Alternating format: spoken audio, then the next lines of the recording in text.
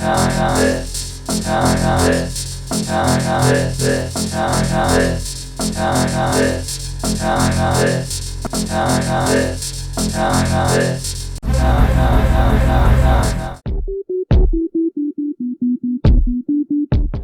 what's up, FIT? This is Zadrian Smith for another episode of Real Talk, and today I'm joined by Professor Leonard Bess.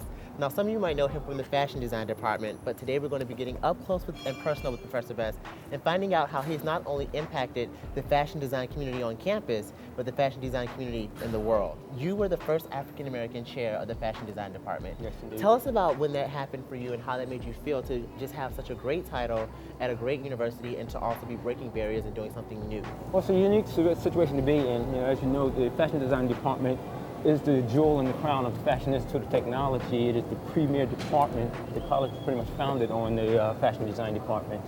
And it is the oldest department at the college as well, and the largest department in the School of Art and Design. So we have approximately 135 to 140 faculty members, depending on the semester. And so it can be challenging, having to deal with that many faculty members and to bring them together and to get them to go in a single direction.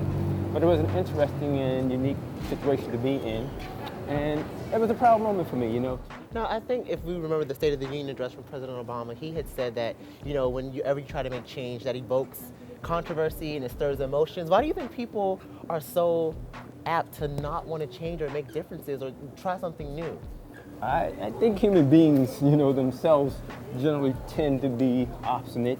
We all have our ways, the way we've grown up. We come into these situations like that. And it's a little bit difficult, to look at somebody else's perspective, to open yourself up, to their views, and then to embrace those views. Talk to us about, your experience and what you've done in your past as a professor and a contributor to the fashion industry overall. Well, I have about 31 years experience in the apparel industry, and my background is in the high fashion market.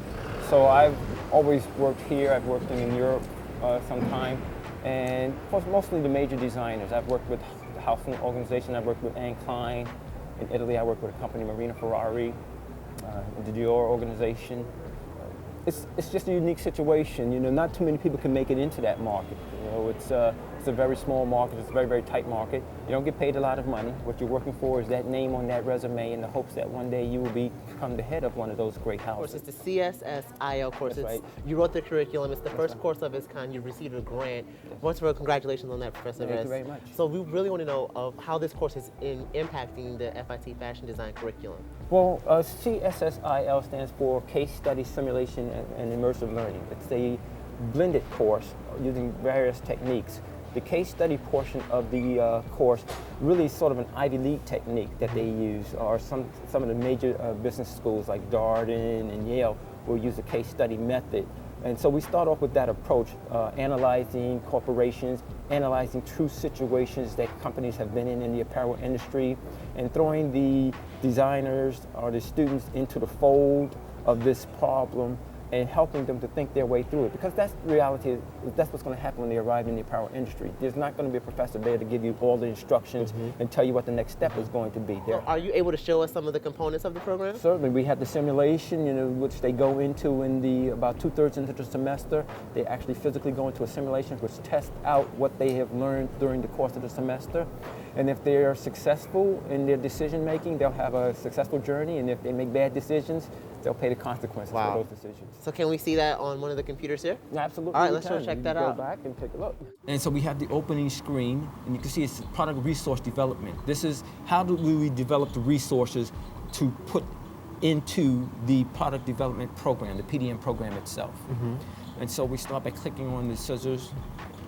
And it first takes us through an opening scenario to give them some idea of what this process might be like. Now, when we go to the next page of the simulation, this is the first time in which the students actually meets the design team. So this is Echo Collins, and this is a little bit of background. And they have a detailed backgrounder, but they get a background on the Echo Collins organization. They talk about a little bit about the brand and what role each one of these designers, as you can see, they're associate designers inside the Echo Collins organization. Okay. And as we hover over each one of these names, We get some information about the these. president of the company. So the course actually is more than just about product data management. It's about leadership. It's about growing. It's about developing your communication skills. So that's why the students say it's such a great course at the end of the semester, because they've learned more than how to put information into a database.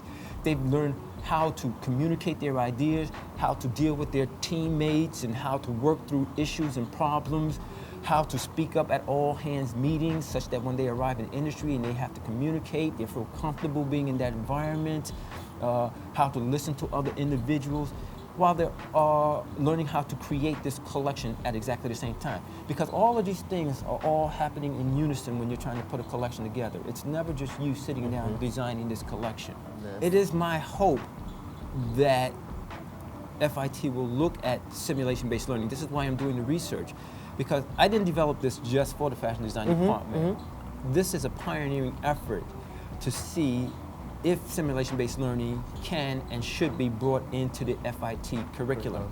The success of this course has been so amazing, not because I say so, but because the students who have graduated from the program say that this is the most powerful course that they have taken in the fashion design department.